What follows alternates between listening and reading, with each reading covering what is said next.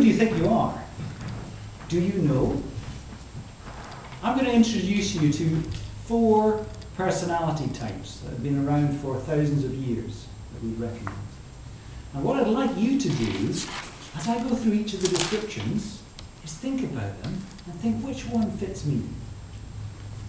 Now, there are 7,096,423,418 people on the planet.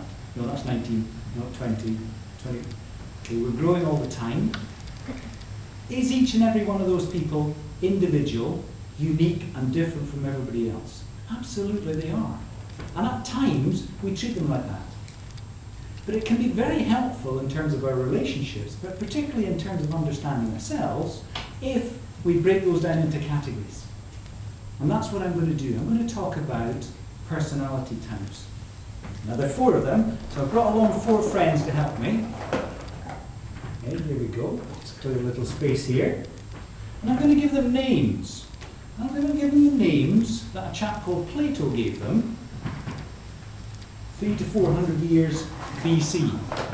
So we're talking thousands of years ago. So we have a guardian, we have an artisan,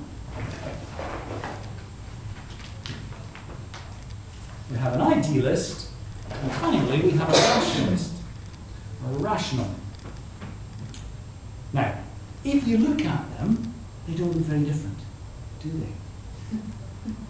Now, many of the times, that's one of the problems with personality. You actually have to get under the skin to actually understand it. Most people make their judgments based on what people look like. Colour of their skin, age, gender, what clothes you wear, what school time you've got on. Not very helpful.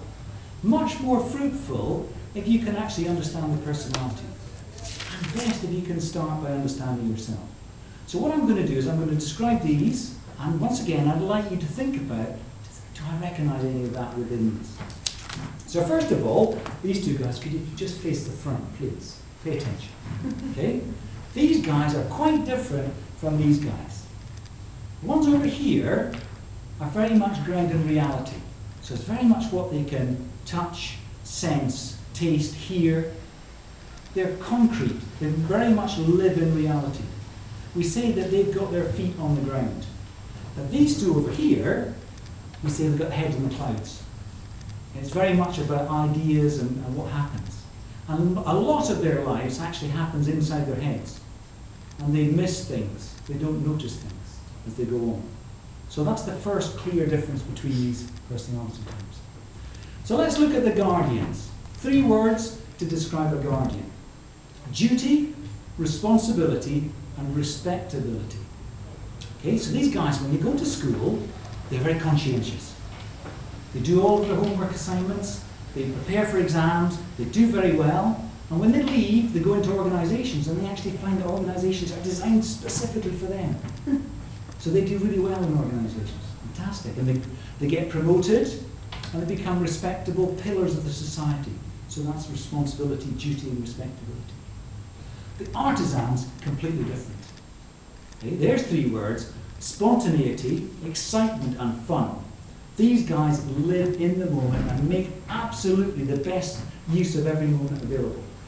So eat, drink, and be merry, it was written for an artisan. Right?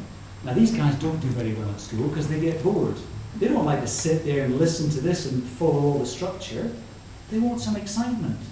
Okay? So they're usually at the back of the class throwing the bags around and just larking about. Very, very different. And when they leave, they find that organisations, the typical admin organisations, aren't for them. But there's lots of jobs that they really enjoy, that give them that spontaneity, that excitement.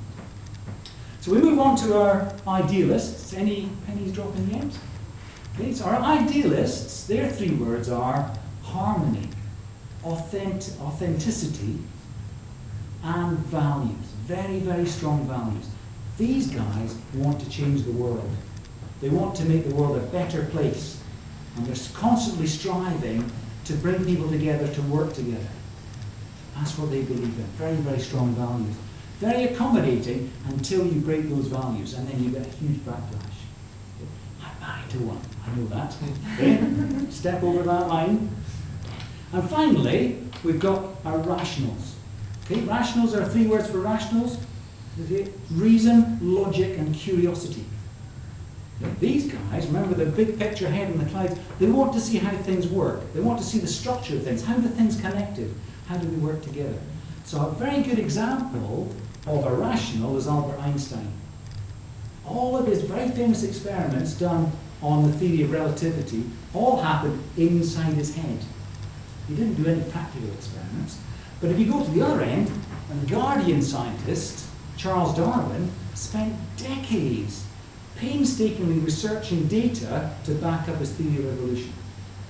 Quite different approaches, both very successful, but different approaches. Another famous Guardian might be Delia Smith, okay, the TV chef. Always very prepared, very practiced, and very, very planned, so you know it's going to work. She takes you through a recipe.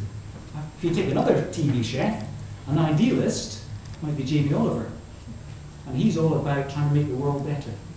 School meals, kids' school meals, giving people a second chance in his 15 restaurants. And then finally, an example of an artisan. So artisans tend to be very in tune with their environment. So they tend to be musicians or artists, or so an example might be Bob Dylan. Okay, Bob Dylan wrote some of the most powerful songs for the peace movement in the 1960s in the US, but he didn't care at all about that. He wasn't into it. He never went on a single march. Very different. So why does all this matter? This matters because if we understand ourselves, and it's very simple, just into 4 different categories, then we can understand what our preferences are, and then we can live our lives according to that. We'll be much happier, and we'll be much more successful. It is possible for a rational to do a guardian's job, but I find it very stressful. What you have to do is find that round peg for the round hole, and that's the key to happiness. Thank you.